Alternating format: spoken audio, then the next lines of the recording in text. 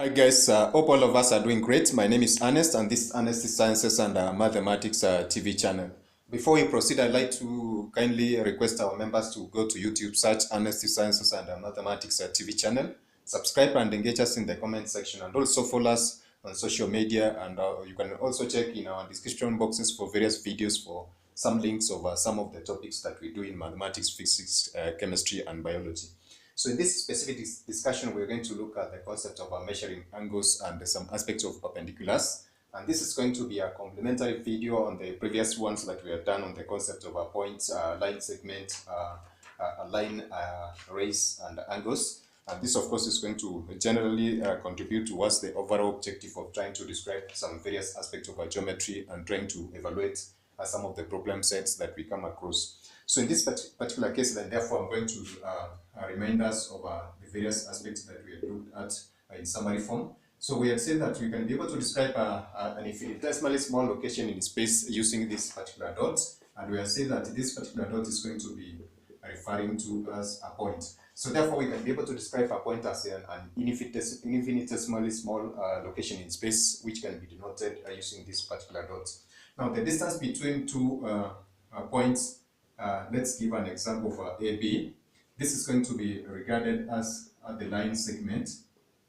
Just give it a late going. So this is going to be referred to as a line segment, and it can be denoted as AB given as such using that specific bar at the top.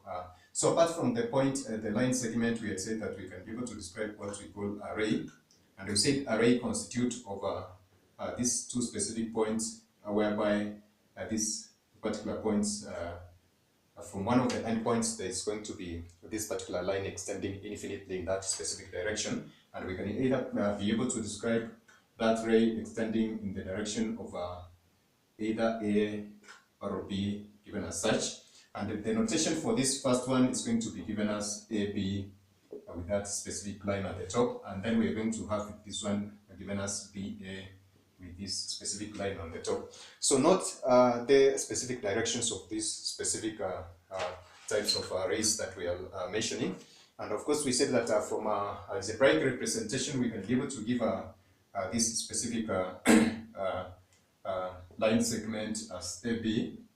And in case if the direction is considered, then therefore this AB segment AB is going to be equivalent to be given as such. But there's a contrast with the representation for rays, whereby we're going to see that ray AB is not going to be equivalent to ray BA given as such, and that is due to the direction in which they are going to extend, which has been given as such.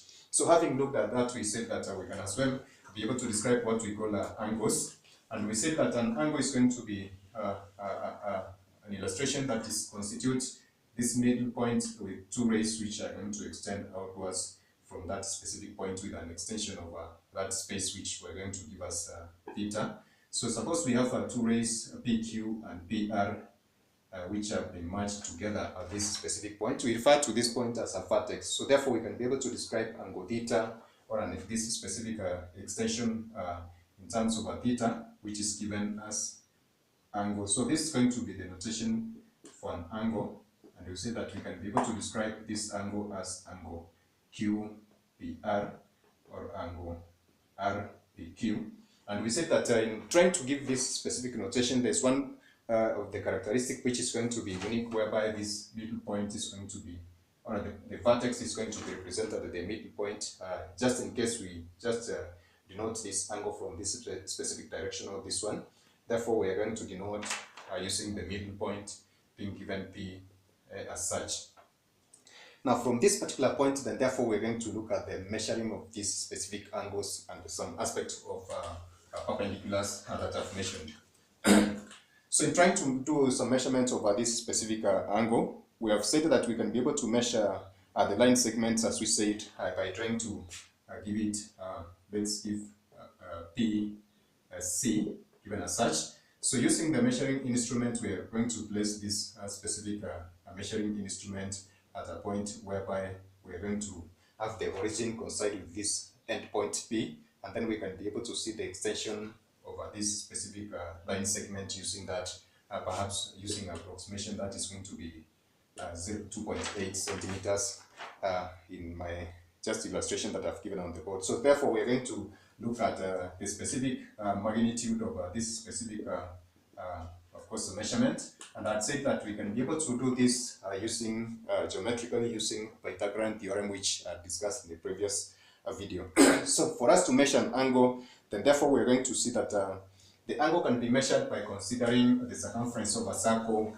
So measure angles in terms of degrees, and the degrees are going to be denoted using this specific symbol that is going to appear on the right-hand corner, upper right-hand corner of a numerical figure, or perhaps an algebraic representation of that specific angle measurement. So we're going to measure within the circumference of a circle, which is 360 degrees. So therefore, if we try to consider an illustration of a circle, which of course I can just give in deliberately using this specific line. So we have said that we normally measure an angle from this specific in a Cartesian coordinate system for x and y, just give them for a demonstration purpose. We are going to assume that this is going to be the origin point of that specific circle, and then from this x-axis we're going to move in the anti-clockwise direction for us to measure angular extension from this particular point of origin. So suppose we measure this specific angular extension in terms of theta, then we can be able to describe theta from this particular point, let's say point R and S. So the angular extension between this specific point along this circumference of RS can be given by theta, and this of course we are going to consider it from this particular x-axis. So therefore this whole stretch of a circle is going to constitute of 2 pi radians or 360 degrees. So sometimes we're going to give this angular extension in some terms of radians or 360 degrees given as such. So if we are going to consider the case of 360 degrees, then therefore we're going to measure this angle in terms of degrees. So the position of this specific measurement is going to be done by placing that specific one of the rays OR to coincide with the x-axis, and therefore we're going to check along the demarcation of this particular circumference for this 90 degrees, 180 degrees, and then 270 degrees, and the full stretch is going to be 360 degrees, which is equivalent to 2 pi radians. So therefore the angular stretch is going to be measured against this specific case for us to find the extent of an angle of angle S or R, or as we say, angle R or S given as such. So that's how we can be able to perform an angle. Now in our geometry, we're going to use a specific instrument that is known as a protractor in order for us to measure the angular extension of a specific angle that we're going to see. So in case we have perhaps an angle that we need to measure, so this is the point P, R, and S. So for the two rays P, R, or PS, the angle between them, perhaps alpha, can be measured by placing a protractor whereby this specific stretch is going to coincide with this particular aspect of a protractor, whereby let me just use a rough sketch in illustrating this. So this particular vertex of an angle is going to coincide with a 0 mark for that specific protractor, and this is going to be the position that we're going to measure the angle from. So therefore I'm going to have this one. So this is a rough sketch of a protractor. So suppose we have this specific angle. This protractor is going to be demarcated or calibrated along this specific circumference from an angle 0 to 180 degrees.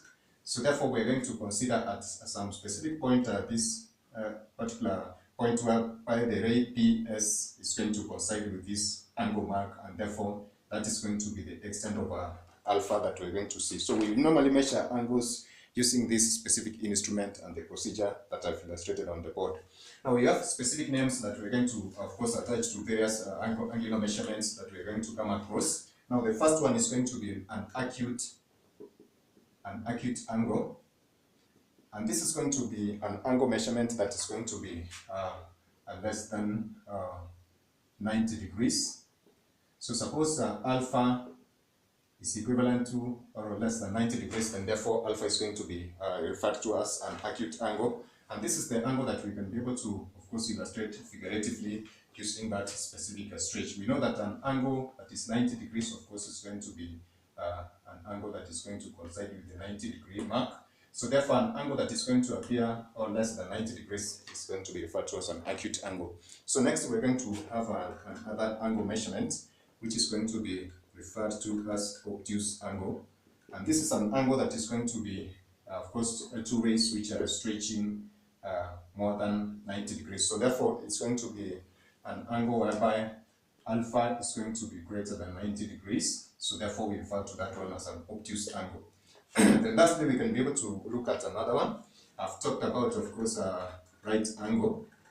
And for a right angle, this is going to be an angle that is perpendicular, normally having this specific notation, and it's going to be an angular stretch of 90 degrees from the x-axis using that specific terminal point. So the difference between this x-axis and the terminal ray is going to be 90 degrees given as such, and that is going to be described as a right angle.